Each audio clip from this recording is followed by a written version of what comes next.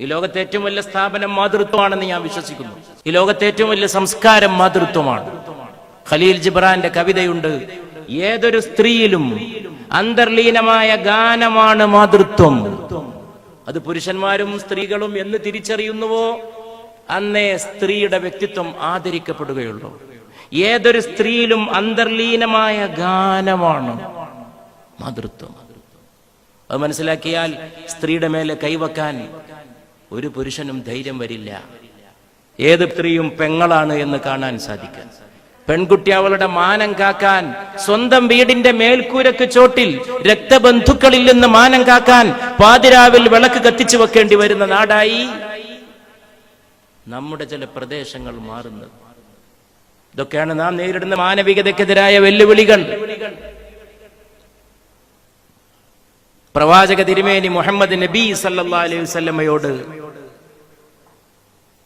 പ്രവാചക തിരുമേനിയുടെ അനുയായികൾ വേട്ടയാടപ്പെട്ട മർദ്ദിക്കപ്പെട്ട ഒരു കാലത്ത് മക്കയിൽ ധാർമ്മിക തത്വങ്ങൾ, നൈതിക തത്വങ്ങൾ പഠിപ്പിച്ചതിന്റെ പേരിൽ വേട്ടയാടപ്പെട്ട മർദ്ദിക്കപ്പെട്ട കാലത്ത് ഒരനുയായി പോയി ചോദിച്ചു, ദൈവദൂതരെ, ഈ പീഡനങ്ങൾ എന്ന് അവസാനിക്കും? ഈ കഷ്ടപ്പാടിന് എന്ന് ഒരു അറുതി ഉണ്ടായിത്തീരും?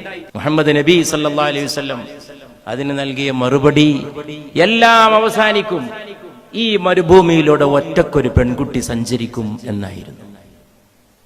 ചോദ്യത്തിൽ എവിടെയും പെണ്ണില്ല എന്ന് മനസ്സിലാക്കണം. ചോദിച്ചവർ ഇത്രേ ചോദിച്ചുള്ളൂ, ഞങ്ങൾ ഈ കഷ്ടപ്പാടെന്നാ തീരുക?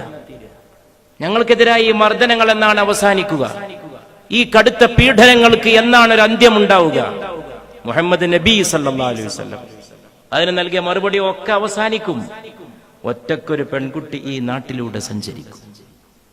ഏത് പാതിരാത്രിയിൽ ഒറ്റക്കൊരു പെൺകുട്ടിക്ക് സഞ്ചരിക്കാൻ കഴിയുമ്പോഴാണ് ആ നാട് സംസ്കാര സമ്പന്നമായി എന്ന് പറയാൻ സാധിക്കുന്നത്. അവിടെ എത്തിയിട്ടുണ്ടോ നമ്മൾ? രാത്രി 10 മണി കഴിഞ്ഞാൽ 9 മണി കഴിഞ്ഞാൽ നമ്മുടെയൊക്കെ തെരുവുകളിൽ, നമ്മുടെയൊക്കെ നഗരങ്ങളിൽ ഒരു സ്ത്രീക്ക് സ്വൈരസഞ്ചാരത്തിന് സാധ്യതയുണ്ടോ? അതാണ് ചിന്തിക്കേണ്ടത്.